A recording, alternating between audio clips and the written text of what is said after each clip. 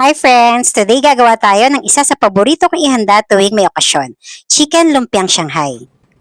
First, balatan muna natin yung carrots at hiwain ng maliliit.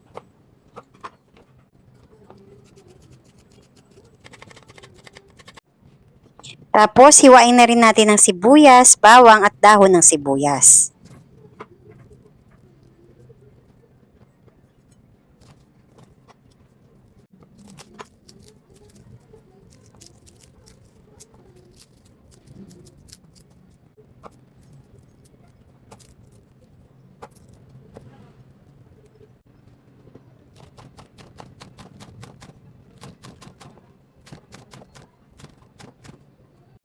Sa food processor, ilagay na natin ang ating carrots, sibuyas at bawang. If wala kang food processor, pwede mo rin itong taddarin manually.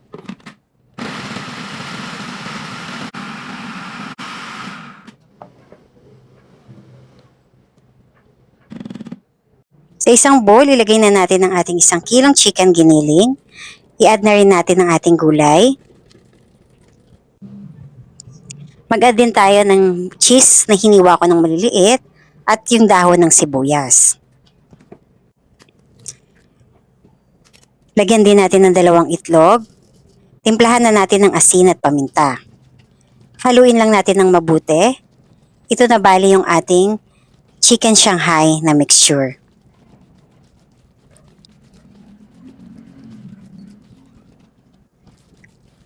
Gagamit lang ako ng small na Shanghai roll wrapper. Kasi ibabalot lang natin dito yung ating mixture. So, ganyan lang ako magbalot. Tapos babasain ko lang ng tubig sa dulo. Ikakat ko siya sa gitna para mas maliliit. Ibalot lang natin lahat ng ating Shanghai hanggang sa maubos ang mixture.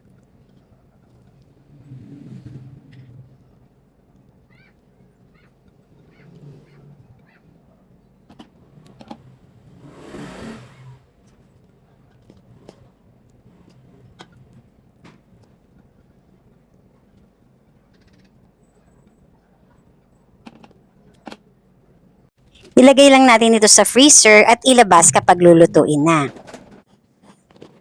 Alright, and follow for more. Bye!